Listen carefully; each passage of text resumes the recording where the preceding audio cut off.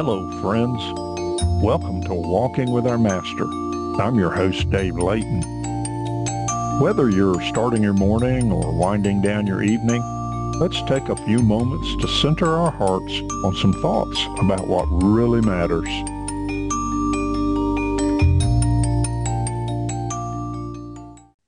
Today's episode is titled Flat Tires and Flat Faith. Now, I'm going to tell you something. I had to practice that because saying flat tire and flat faith takes concentration. I challenge you. Say flat faith 3 times in a row. Fast. Okay. Well, let's get to the message. If you've traveled very much, especially by car, truck, and certainly RV, you already know something about flat tires.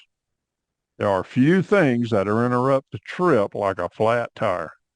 You might be cruising down the highway with the sun shining, good music playing, maybe headed toward the mountains or the beach.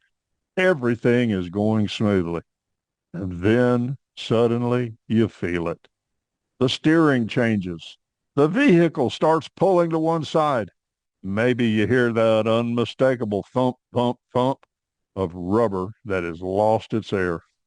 And just like that, your plans change. You safely pull over to the shoulder, turn on the hazard lights, and step out to expect what you already know is the problem. Somewhere along the road, something punctured your tire, or tread separated, or who knows what on today's interstates. Travelers learn something important over time. Flats happen.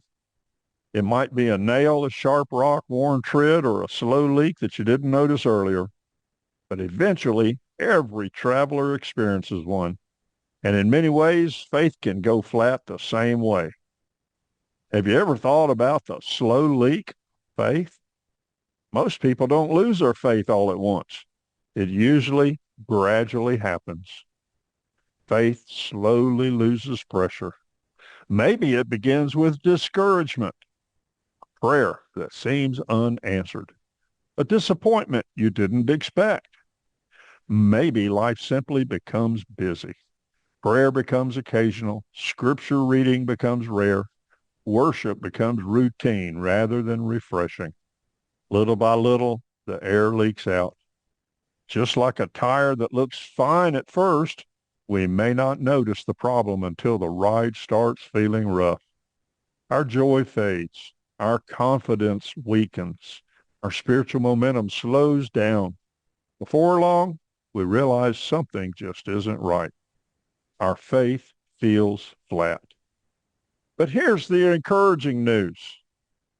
A flat tire does not mean the journey is over.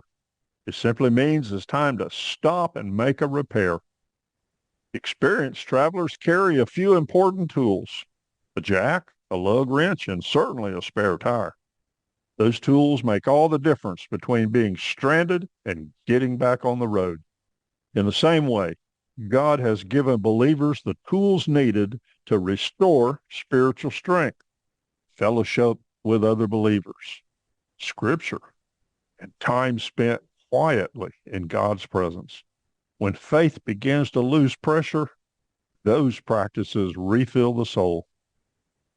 Sometimes the interruption itself carries a lesson. A flat tire forces us to slow down. It makes us stop moving long enough to assess what really happened. And spiritually speaking, God sometimes uses those moments too. An unexpected challenge, a delay in our plans, a difficult time.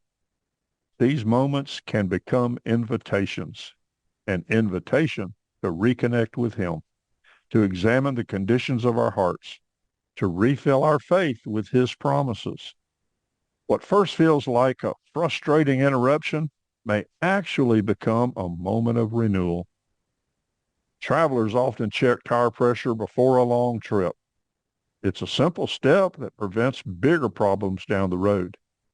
And the same principle applies to faith. We should periodically check the conditions of our heart. Ask ourselves a few honest questions. Am I spending time with God? Am I staying connected to His Word? Am I walking closely with Him? or simply coasting, because faith wasn't designed to run on empty. God intends our hearts to be filled with hope, strength, and confidence in his promises.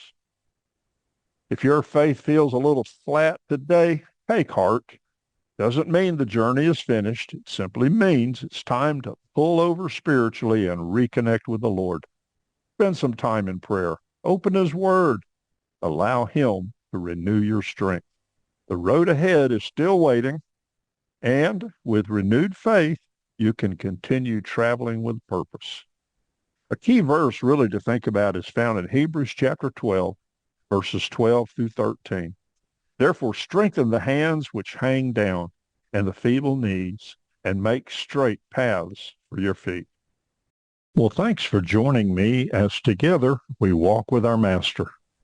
Please join us again next week as we continue seeking truth, growing in faith, and getting back to what really matters.